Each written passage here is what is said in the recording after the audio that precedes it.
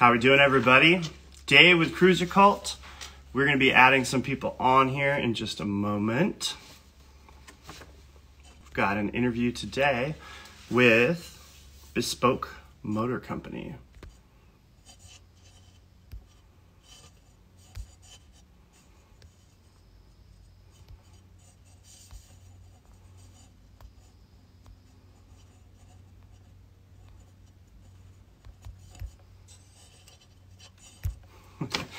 Everybody's jumping on. Thanks, guys, for all the love.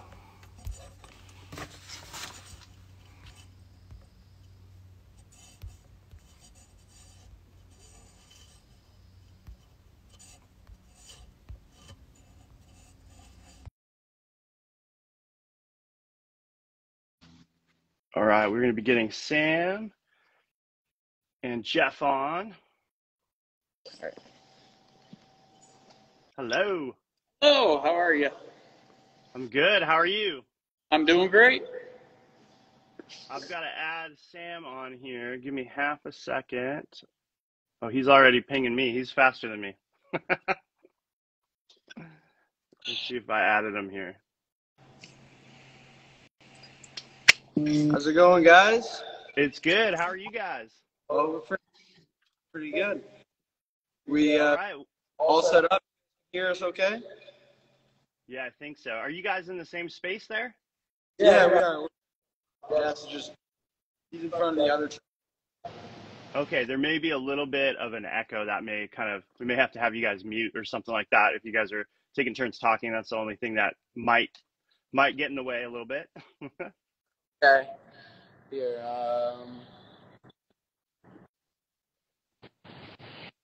Well, I want to thank everybody who is joining us tonight. I'm really excited to talk with Bespoke Motor Company. We've got Jeff and then also Sam from Bespoke. They are a outfit out of it's Nova Scotia, right? And you guys do Land Cruiser restorations and some other stuff. So I'm super excited to have you guys on. And yeah, like maybe lead us in with a little bit of history on how you guys came into the whole Land Cruiser scene. That's kind of one of the things we always like to get from our guests. Okay.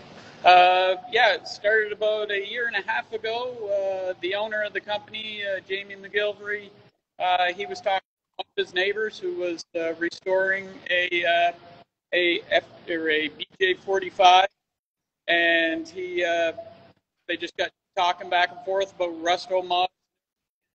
Decided, hey, let's do this as a business. So they started a couple of different companies like Aqualoo in British Columbia and Gozzards in Ontario, and just started building everything up. I came into the company about almost 6 months ago now, and here we are trying to build half a dozen or more Land Cruisers a year. Nice. It's that's kind of how the whole Cruiser Cult thing started with a bunch of our friends in Seattle. It's like there's kind of enough enthusiasm that there's this breaking point, and then you kind of, before you know it, you're like headlong into something, and you're like, I had no idea I was going to be getting into something like this. So that's awesome. Was there a history of car enthusiasm before kind of diving into what sounded like a resto mod on a Land Cruiser? Had they always been into cars before that? One of the founding members, he's been restoring European cars like MGs and such for years, and he's had a number of Land Cruisers over this time. And the 45 that he had came from the Canary Islands, so it was a pretty solid truck. Not the typical rust issues that you see in this part of the world. So it was a pretty clean project to begin with, and then being how we are in Nova Scotia with all the salt in the wintertime, erosion problems we have, the Aqualoo aluminum bodies and their beefed up frames are a perfect fit for this part of the world, and hopefully we'll get a few all over the world. Yeah. So Maybe do you guys personally own any Land Cruisers, or is it kind of a passion project for you guys just at work? Or tell me a little bit about that. I'll let. Yeah, I'm at the other end of the shop now. Is the audio a bit better? Yeah, we're good. Okay, perfect. Yeah, so back when I was in high school, my grade 12 year, I'm going to say, around 17, my dad and I actually purchased a Land Cruiser. It came up from Colombia originally. One of those 43s that was kind of just parts recovered and then thrown together and flipped up. It went from Colombia to Miami, and that's where we found it. And pulled up to the driveway and didn't steer straight. The brakes had nothing in them.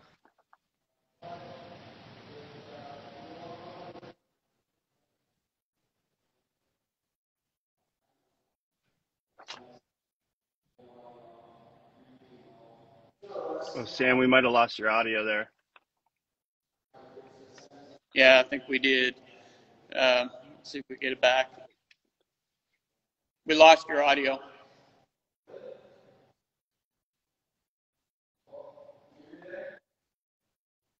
I think I can hear you at the other end. Hear you through Oh my. no, I got you back now. I got you Oh, back okay. Yeah, sorry. My phone was getting a call.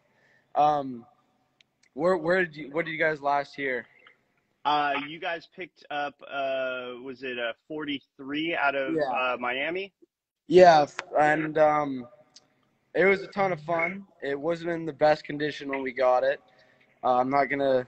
The Colombians aren't the best at restoring cars. Let's put it that way. But I've been working on it ever since. I mean, in the early days of university and end of high school, it was an absolute blast. I mean, it's a truck that holds 9 people, so you can imagine you put a speaker in there and some buddies, and it's a lot of fun. And then when COVID hit, I decided to do a full restoration on it. So it's actually right now it got repainted. All the parts are it's kind of in mid assembly right now. I'm hoping when I go home because I'm originally from Ontario. I'm out here for school, and eventually when I get home, I'm eventually going to finish it and then maybe bring it out here. That would be the goal. But so Nice. that's how I got into the Land Cruiser world. How did you personally get hooked up with Bespoke? It sounds like you got some classes going on right now. Yeah, so I'm in my last year of university at St. FX, which is about 40 minutes from here. And I was actually on a class field trip to this museum that's about 5 minutes from Bespoke. It's a museum of industry. We'll touch on a bit later, but the industrial heritage of this area is really vibrant, and this museum goes all the way back to the 1800s of the area and working on railroads and shipbuilding. And when I was there, they had talked about how they used to make Volkswagens here. There's a Volkswagen plant in Nova Scotia, and the tour guide had mentioned, you should check out this truck company that just started up. They're doing these Toyota Land Cruisers. And at first I heard that, I was like, "There's a Land Cruiser shop like in Nova Scotia?" And I couldn't believe it. And, my buddy and I drove over from the museum. I just came in to check the place out and say hi. And I ended up hitting it off with the guys here, Jeff and a good friend Donald, who's not with us anymore. He's retired, but that's how it all happened. It was only about 3 months ago, right before my Christmas break, and it was unexpected for sure. But I mean, everything kind of fell in place at the right time because I wouldn't change it for the world. Nice. That's awesome. That's a beautiful story. I like the whole aspect of kind of all the cards falling in the right place, and I'm really excited. So, can you tell us a little bit about some of the business itself? How did Bespoke kind of get started, and what was the kind of catalyst? It sounds like somebody started to do a restoration on a Land Cruiser, and that what kind of clicked everything, and then how did everything kind of else fall into place? Your building there looks awesome. Like, Yeah. like you talked about kind of an industrial aspect of everything. So how did all those cards fall in the right place with the building as well? Yeah. So it started with Jamie McGilvery and Donald Clark are the two names that are the co-founders here.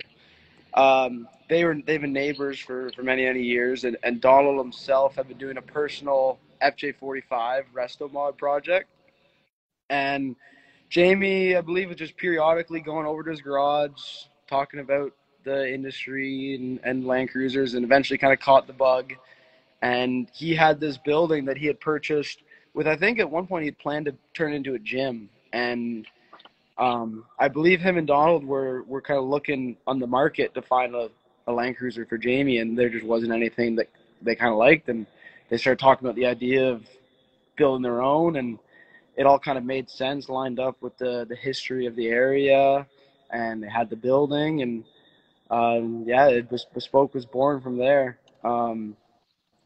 That's about all I'm aware. I was the last to come in. I only joined about 3 months ago, and Jamie and Don, I'm going to say, started it around mid 2020, late 2020. Is that correct, Jeff? Yep. Yeah. So. Nice. All right. Awesome. I noticed on your Instagram account, there was this really cool Haggerty article, and they talked about that history of the area there and how that was super interesting, because it sounds like you guys have most of the manufacturing you could want or need, really like hyper local to where you guys are at. And this kind of speaks to the historical aspect of the industry in that area as well, which was really cool to learn. So if you haven't had a chance, anybody who's watching or following along, check out that Haggerty article, because it was super interesting. Okay, I want to get into the builds, because everything that I've seen on your account looks amazing, and there's already people who've commented on the color of the 40 behind you. So tell me more about that build you've got there. Well, it's a FJ. It's a green. It's got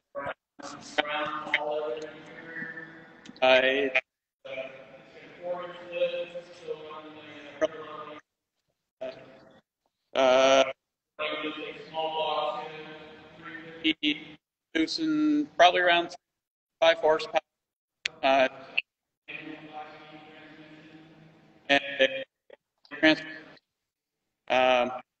it's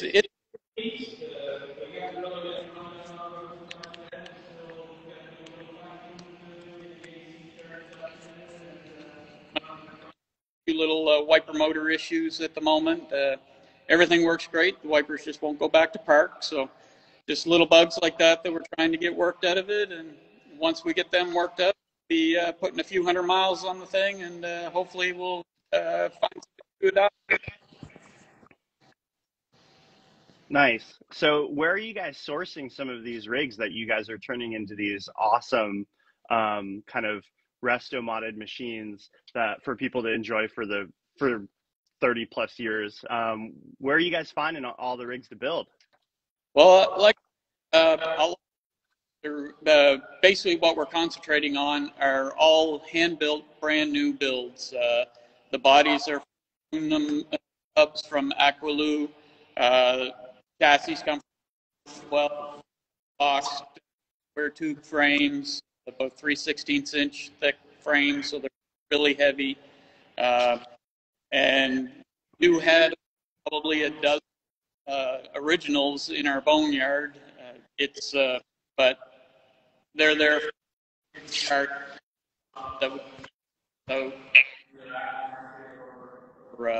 will restore themselves. But yeah, it's hard to find a good one up in this part of Canada. So anything we find basically just for parts. Well, and I think we're Aqualoo as like a resource for you guys, right? They're all aluminum construction. So even if there isn't the surface prep and whatnot that goes on, it's still aluminum. You're less likely to have some of those corrosion issues and rust issues, right? Exactly. Yeah, these are all aluminum, so they use in the regular body. So a lot of pros running this new body. It's definitely enough. That, and then also the hood doors fenders as well. They come from Gozard composites, so they're fiberglass. So the whole exterior of the truck, compared to the original, is fairly rust-proof and Canadian-proof for what we're dealing with up here. Yeah. No, I love that. That's you know, the fact that somebody's going to get to enjoy it for much longer, and have less of a concern over, you know, how do we properly preserve this so it doesn't, you know, rust away like we're all thinking in the Northwest here. So that's awesome, and that just sounds like you guys have got a really well thought out model with that. So you guys are using newer powertrains, is that right? It looks like from your site that there might have been, you guys might be doing some kind of LS powertrain or the R2.8 Cummins, is that right? That is correct. We do have the 6.2 liter LS engine producing about 525 horsepower, running that through 4L60E automatic, a Toyota transfer. Other 0.8R Cummins turbo again made it to the 4L60. So yeah, a couple of nice. This green first, it did have just a typical small block, and we went manual in it, but just happened to be what time to started to get things rolling. And but yeah, the rest of our fleet will have diesel or the LS. Nice. I haven't heard the LS one yet, but the FJ43 we've got over here, they've done a custom exhaust to it with a couple cutouts too, right before the muffler. So it, I haven't heard yet, but I've heard it's quite ear piercing. I'm very excited once it starts up. Yeah, it's actually Shorty had a 3-inch dual exhaust, all stainless, and cutouts just before the mufflers. So yeah, we could definitely race in my neighborhood. Nice. That sounds like a hoot, actually, to have one of those, and to be tearing around town. So where are you getting, like, because it sounds like you've got so many access to local manufacturing there. What types of things are you sourcing locally? Because I think that sets you like way apart from a lot of, I think the other custom builders out there.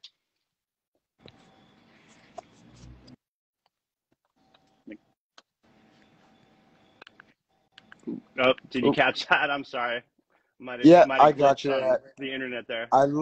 Yeah, I just disconnected from our internet. Looks like Jeff might have lost it.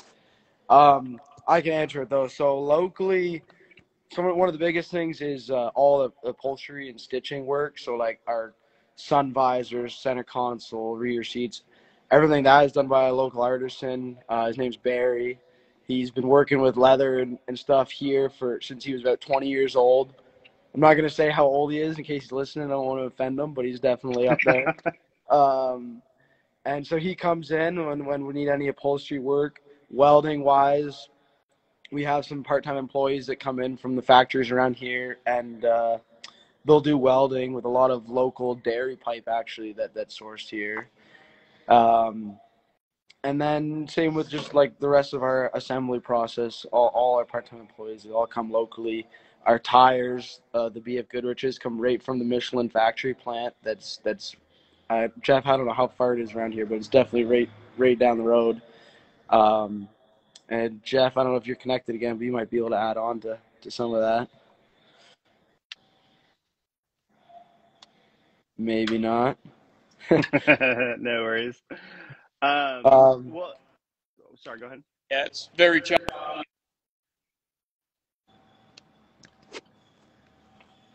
Yeah. Hey, Jeff, just disconnect from the Wi-Fi. He'll get that sorted. But yeah, I mean, and then like we said too, obviously we're trying to use as much as we can from the local area and Nova Scotia in general. But from whatever we can't find here, we want to keep it in Canada. So Aqualoo, they come from BC. Gozard Composites, they're based in Ontario. I'd estimate around 80% of the build process is all Canadian built. One of the taglines I like to use on social media is we're made in Canada, built in Nova Scotia. So that is a huge factor to us, especially, you know, like we touched on earlier. A big part of what we want to do here is continue the industrial heritage of this area of New Glasgow. I mean, 50 plus something years ago, this was a booming area with surpluses of jobs and industrial industries from popping up left to right. And over time, with the advances of technology and globalization and whatnot, that suddenly decreased, right? So obviously we're not a huge manufacturer and we can't put out jobs for thousands of people, but continuing the heritage of what made this place what it is today is a big part of Bespoke for sure. I love that part of the business model.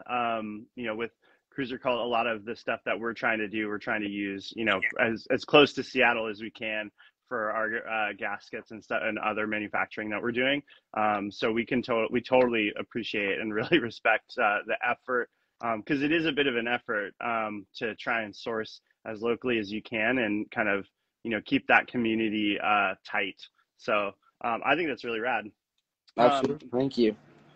Do you guys just do Land Cruisers? Do you guys do other builds, or are you looking to expand? So our specialty is definitely Land Cruisers. That's what we stocked up the most. I mean, you can kind of tell from behind me too on the wall here. It is definitely a Land Cruiser shop, and like I said, that's how I got into it because I'm a Land Cruiser person. But we do have some other builds in the works. So I'll turn the camera here. So here we have some of those Aquala bodies and chassis that Jeff was talking about. And then over here we've got this old Gen 2 Bronco. This is definitely on the list, but nothing's been done yet. Here's that the 43 I was talking about that it's got the LS in it. And underneath, I don't know if you guys can see that, but there's that custom exhaust that Jeff was talking about. This is another 40. We got a couple Porsche Cayennes that came in the shop just a few weeks ago. So we hadn't revealed these yet on our social medias. A lot of people thought they were 964s or something like that, or 966, but no, sorry, it's just a Cayenne. But once it's a BMC Cayenne, it'll look a lot cooler. Then of course we got the 40, and then here's our 45 with the turbo diesel. This is one where we're planning to bring to SEMA, and that one's going to be pretty exciting. Same with take you to the inside of the green one too here. And then in terms of other projects, we also have a Blazer. It's up in the boneyard. So another thing that hasn't been put on social media much, but this is the interior. So this is all that looks nice. Yeah, so this is all hand done by Barry, our upholster. Same with carpets. Barry, if you're listening, you're a craftsman. I appreciate all your hard work there. Oh, he is. I've never seen a nicer sun visor in my life, which I didn't think I'd be saying. And then, yeah, keys in it. Oh, whoa. So this is the interior. You've got custom center console made locally from a CNC shop in Halifax. Radio, and you got controls. And then over here, Jeff put on the party lights. And then, here this is good, like a custom dash layout that's, you can kind of see it in there. It's got the nice CNC design, their emblem, another Barry project, and matching shift boots. So, yeah, this interior is pretty serious. As Jeff likes to call it, he's here now. This is the R&D build, so it's the first one, and I think you mentioned earlier, but we're going to be putting it on the road and putting it to use, and yeah, so that's everything that's in the shop. And then the plane, too, that's not really a project, decoration. I have a question about that. Chase, who wanted to join us but got caught up. He was very curious about the airplane. So we'll have to get some more info on that in a minute. So you guys have updated in the truck right there, the green one. You've updated the powertrain. The interior looks immaculate. What have you guys done for suspension? Have you guys made any changes to the truck itself?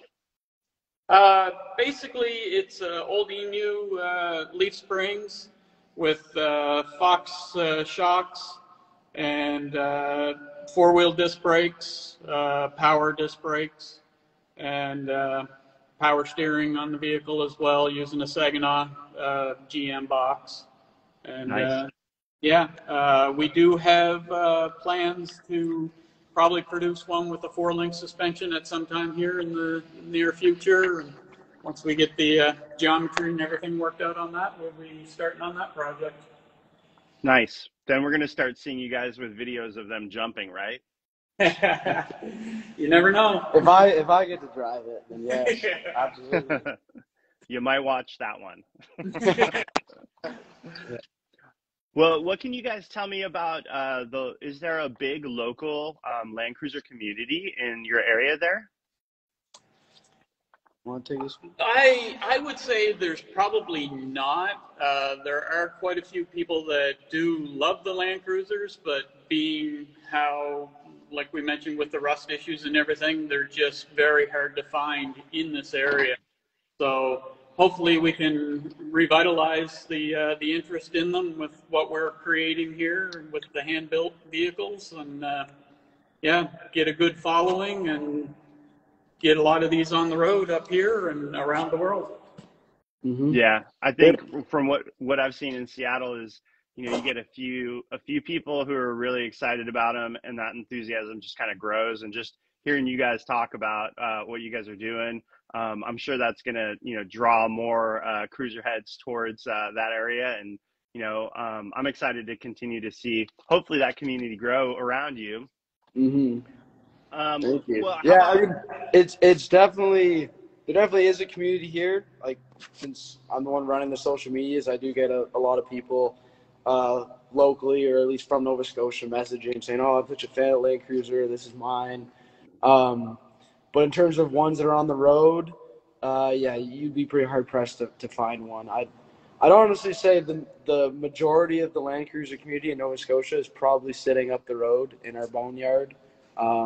And they probably won't see the light of day for a long, long time until we bring them in here. But yeah, it's definitely present, but we're gonna grow it, and it is growing from just the time that we've started this. Nice. Well, that's super exciting to hear.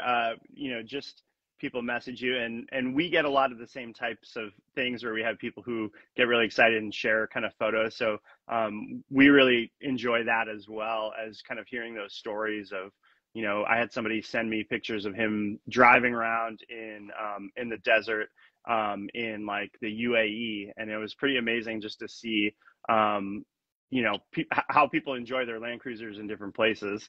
Yeah. Well, and so that's one of the cool things about the Land Cruiser, right, is they sold them all over the world, and because of that, there's different cultures and styles behind each one, right? Like the type of cruisers you find in Australia and in the Outback are completely different than what you'll find up in Colorado, say, or in Canada too, I guess, right? But that's one of the things I think that's so cool about the Land Cruiser is since they've been all over the world, every part of the world has kind of put their touch on it, and the culture and the community behind it, and globally, and now with social media too, right, is pretty phenomenal. And I don't think there's much like it out there in terms of exactly like what the Land Cruiser represents, particularly the FJs. The FJs have a special place in my heart, but I know all Land Cruisers are pretty cool, 60 series to whatnot. Yeah, definitely. Well, how about this? I know you guys have kind of got various builds in different stages, but what is your individual favorite parts of the build, and how you're kind of involved with them? What makes the, you know, special moment for you guys, I guess? I would say for me, when it comes to life, when you actually get to jump in and hit the key, the motor comes to life, you hear the rumble come out of it. That's my highlight. I'm a motorhead from years back, so anything with horsepower I enjoy. So that would be my biggest part. Probably the next in line would be when a customer comes and picks up their FJ for the first time and is driving it off the lot, seeing the expressions on their face and the joy that it brings to somebody else after it leaves here. Yeah, Oh no, that sorry. sounds awesome. No, I was gonna ask Jeff, were you the catalyst behind the cutouts on the exhaust? It sounds like that's something you might like. Believe it or not, I was not. That was Donald Clark's doings. He wanted the cutouts, so yeah, we made it happen for him, and yeah, it's I've been around loud motors for a long time, so I'm kind of looking for quiet now.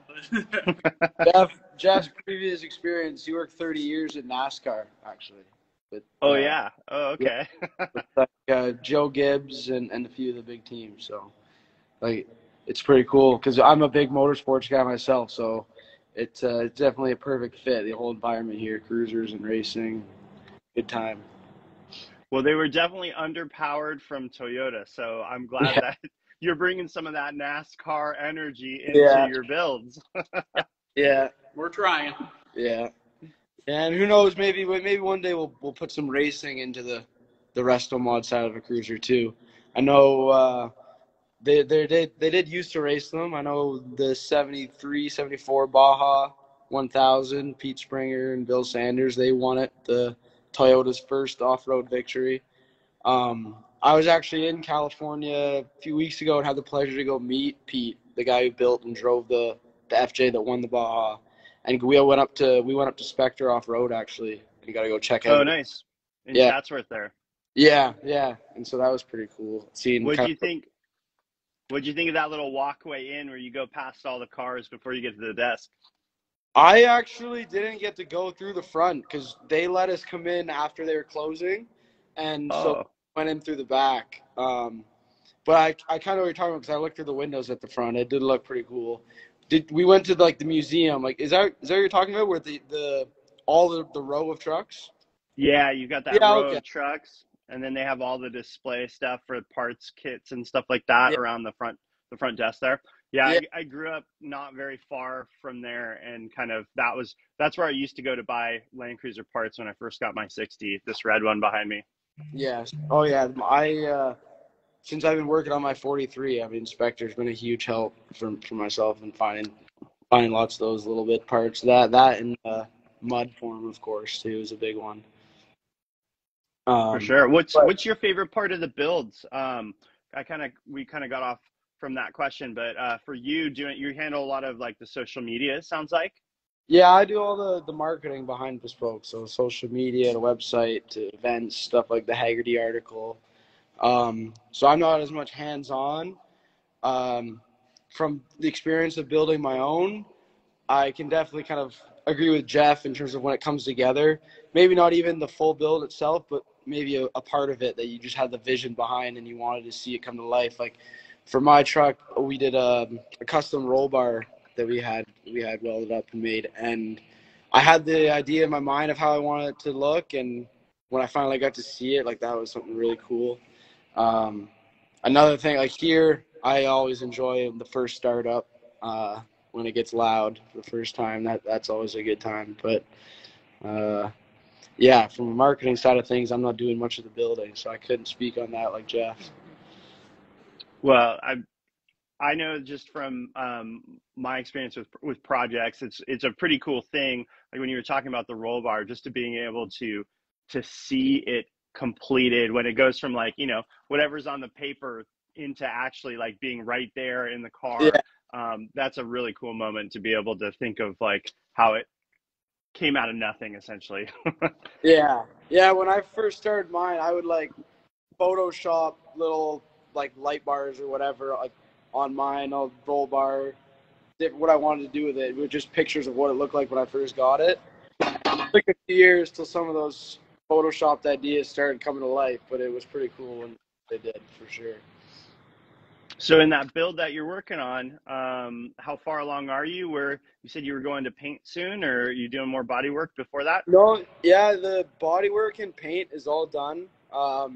Last summer when I was home from school, I started assembling it, and I ended up having to put it on pause a bit because I ended up buying a bike, and that kind of took over for a few months. But when I go home, I'm definitely going to pick it back up. And if I really put my nose to the grindstone, I'd say there'd only be a month or two in it if I was really working. Um, but as of now, like the body's painted, it's on the chassis, um, engine's in, like that wasn't pulled out or anything. It's mainly just wiring and then assembly, putting the bits together. All the finishing stuff. Yeah, all the fun stuff. So I got a lot to look forward to when I get home. That's like the home stretch, man. Yeah, yeah, and I miss it too. I mean, I stopped driving it to do the full restoration 2 years ago now. So it's been two and a half-ish years since I was last behind the wheel of it, which is tough because I had a lot of good memories just from the years we did get to drive. And once it's back on the road, I can't wait. I know my friends can't wait too because they loved it just as much as I did. Got to plan some kind of big trip for when it's roadworthy, ready Yeah, to go. yeah, That'll motivate you too. yeah. Yeah, he needs to drive it from Ontario down to Nova Scotia, and then we'll take a bunch of them up. Yeah. There you go. How far is that? How many hours of driving is that? It depends. So like I'm usually driving back from school twice or four times a year, and I think the quickest we did it was around 15 or 16, and the longest was like 22 hours with the snow on one time. But I'm gonna say average around 18. It's not too bad, but it's a day's worth for sure. That's a long day, Yeah. Oh, especially in a Land Cruiser. yeah. Yeah. I don't know if the Cruiser would get it there in 18. The Cruiser might be a 2-day, 3-day trip. But, maybe not a BMC Cruiser though. BMC you could probably get here in 10. Yeah, this red one over my shoulder here. I have driven that out to Colorado for the Solid Axle Summit event for the last 4 years. And it's a much more comfortable like 3-day drive from Seattle to Colorado. But I've done last year we did it in 2 days, and those were long days. But it's original 2F, and it's pretty tired. So Yeah, yeah, yeah. I don't know how. My dad, I should say I did. My dad did a bit of rebuilding on my engine, and it's original 2F. But I probably wouldn't push it a lot just because it does have quite a bit of miles on it, even though it's been partially rebuilt. But they will go forever. I mean, that's the one thing they're known for, right? So I'm just gonna. underpowered, Yeah, underpowered, and they're very simple. I'm just gonna bring this over here so I can set the phone down, stand it up. Yeah, for sure. So I'll go grab. I, I'm curious. So you guys have a few builds in the pipeline. It sounds like you guys are planning to go to SEMA, and you're taking, is it this green truck and then the red one? The red one is the one that we're planning on taking. We may take the green one if we still have it, or we may take one of our other builds if we, depending on how far along we get with them.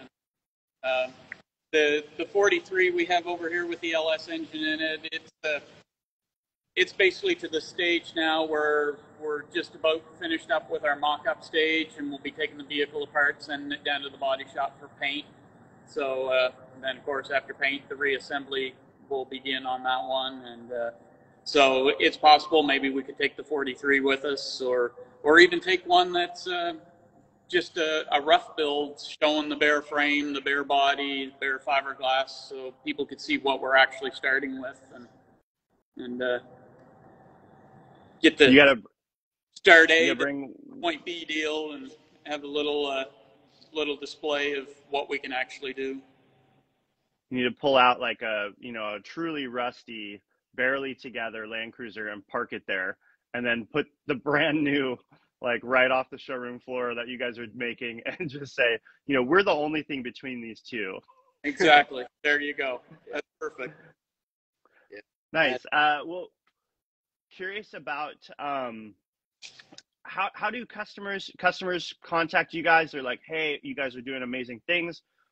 Is that the build process? Like, you guys talk with them about what they want to build, or are you guys putting out these cars? It sounded like you guys had a lot of kind of inspiration and creativity that you were running with. But walk me through what some of that process looks like, and how the customer comes into the equation with everything. Well, right now, since we're just starting off, we are building these basically to our specs.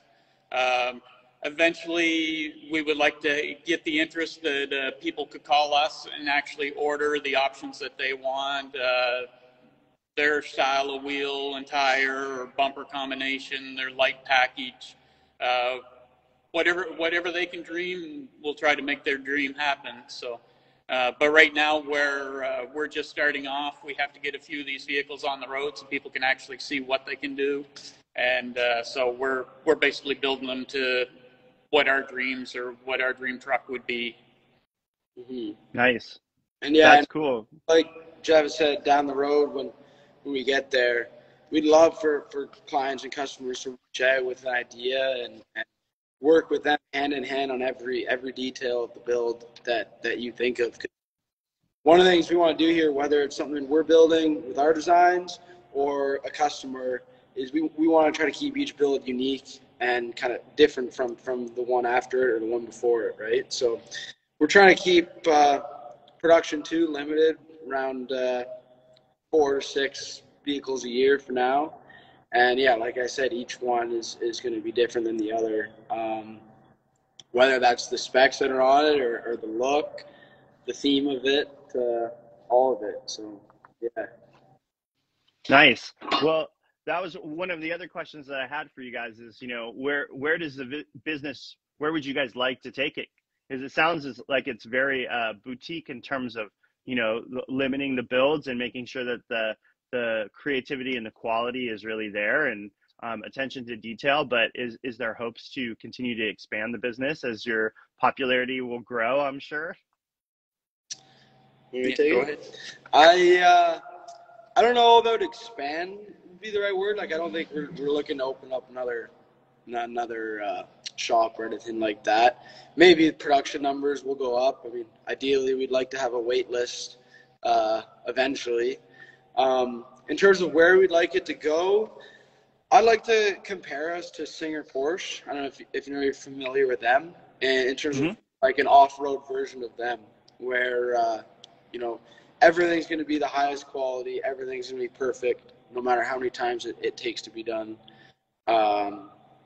And obviously, as awesome as Land Cruiser are, they don't have the following like Porsche does. So Singer Porsche, we might not get to the size of them, but in terms of the image we represent and the following we have and the reputation we have in the high-end car industry around the world, that's kind of the model we want to fit into. We want to look more at quality rather than quantity here as well. So try to make sure we can build them as perfect as we can and to fit the customer's needs, whatever that might be. The other thing too is we're kind of steering away from people bringing us their cruiser and just doing a $20,000 to $50,000 restoration job with a few bits here and there. We want to really stick to, these are Toyota Land Cruisers, but they're BMC Toyota Land Cruisers, and every truck is unique to what comes out of this shop. Nice. Well, can you tell me a little bit about that airplane that was hanging above you guys? Because that was on the list of questions here. Chase was dying to know about that. So, neither of us are big airplane nuts in terms of our knowledge on them. In terms of the story behind that one, I have a bit of knowledge. From what I know, it was a friend of either Donald and Jamie, and he had flown around for many, many years, and they, I think either he sold it to Jamie or was getting it rebuilt, and Jamie ended up buying it. And it's been repainted. That's not the original look, and it actually has different wings on it right now. The original wings are up in the boneyard where all the old cruisers are right now. But yeah, I mean, it's been here for almost a year now, I'm pretty sure, and they just hung up there, and it looks pretty cool. It fills the space, that's for sure. I is ready to fly. I'm not going to be the one to find out. Yeah, no, I'm pretty. Yeah, the engine's supposed to be fresh, rebuilt. So Yeah. Well, it seems like if you already have the building, you might as well fill it up with stuff that otherwise would have parking fees and whatever expense was for storage. So it seems like a good use of space there. 40 plus feet of ceiling height here. We got all kinds of room to hang her up there and let her fly stationary. For those who haven't seen the plane before, that's it. That's awesome. No kidding on those ceiling heights. My goodness. Yeah, actually, an interesting story about the building. So this actually used to be a movie theater that opened in 1918, I believe.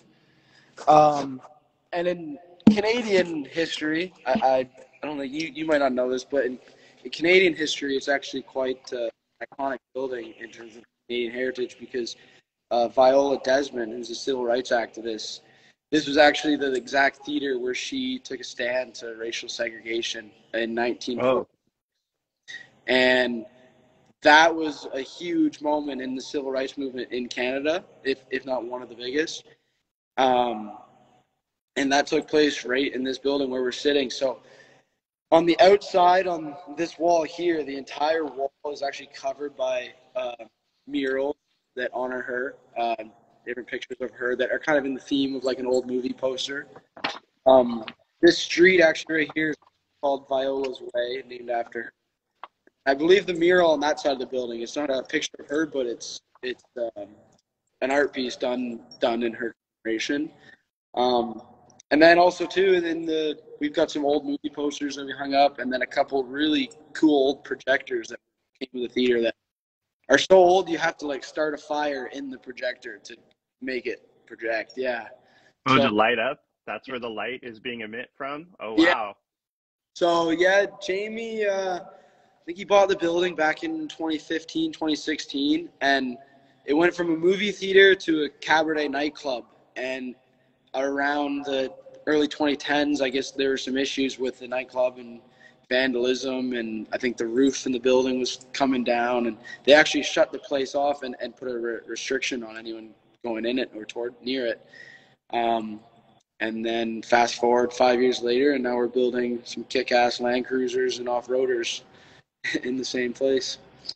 Seems like a fitting place to have a Land Cruiser shop, drenched in the history that it has, and revitalizing not only the building but some of these amazing cruisers that you guys are turning out. It's a pretty cool story, man. Oh, thank you. I couldn't agree with you more. When I found these guys only a couple months ago, I had to pinch myself the first few days I came into work. I couldn't believe it. It is pretty cool. But in a way, as much as it's a unique area and a unique location for something like this, it is the perfect spot in terms of, like we said, the heritage behind here, what we're known for. And like you mentioned, too, the amount of local sourcing for parts and assembly that we have is pretty unbelievable. In that Haggerty article, Jamie had actually compared it similar to some of the small clothing shops you might find in Italy that make mom and pop shops that make high quality garments and clothes that are the quality you might find in some of the designer stores. But you go down Rodeo Drive or New York, you're not going to find them because they're just that small, but they're at the same quality. That's similar to the approach that we have here, right? We're smaller scale, less known, but the quality is still there. We just gotta get it out in front of the people that want to see it and want to buy them. Well, I'm guessing you guys are going to have quite the reception at SEMA. I imagine you're like T-minus 5 months from that event. So running marketing, are you going crazy, like overdrive, trying to get things lined up for that? A little bit, not so much at the moment, because if I'm going to be completely honest, when I got here 2 months ago, there was no marketing whatsoever. So I've had a lot to do getting things rolling between that, but that's definitely coming up because, the event is in November. So in the next probably month or two. Once I finish school in another month. Then I'll be full time, and that'll be a huge planning process for sure. Pedal to the floor, man. At that point, that'll be exciting. Well, sweet. In terms of, you guys have this SEMA build. You guys are, it looks like you guys have a ton of projects lined up. What's next on the list beyond all of that you have going on? Well, basically, when Sam was taking you on the little tour, we do have a second-gen Bronco. It's probably the furthest down on the pile. We do have the Porsche Cayennes. Once the parts arrive for the Porsche, we are going to start on it immediately. Basically, it's going to be basically just a bolt-on package deal that we do. Probably some vinyl graphics on the car as well. Just something a little quicker. We can get in and out of the building and get our name out there quicker.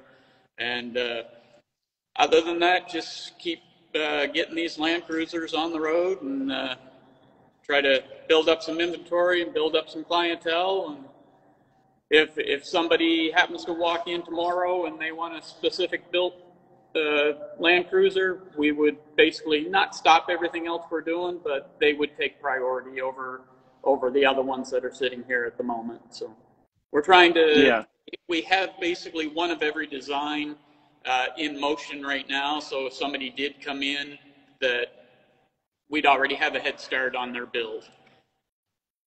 We might too.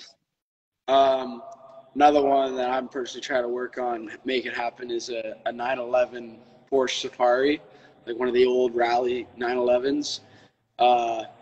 That's a work in progress in terms of I'm working on getting the go-ahead for it.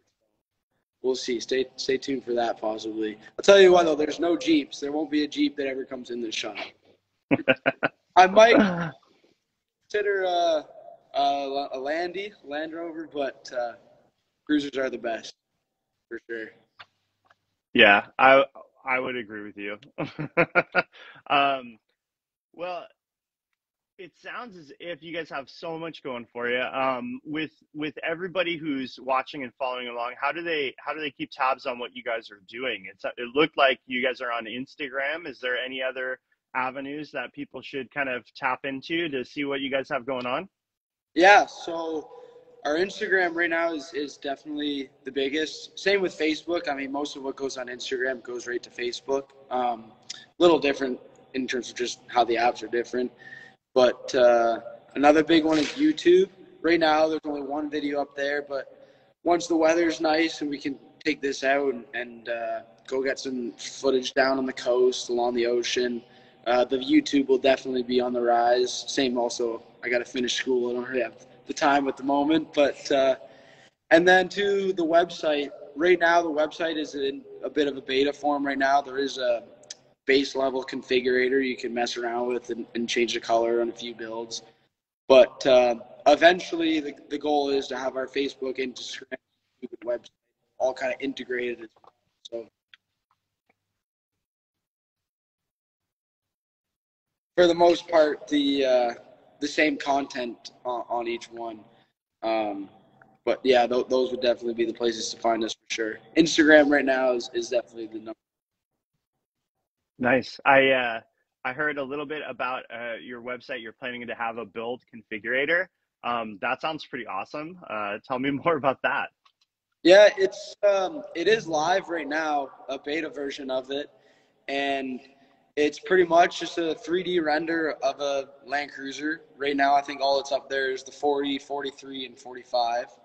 And on there, you have various options of color, finish, and then I think there's a few other options like winch, bumper, lights, and I'm going to say wheels. Rims, yeah.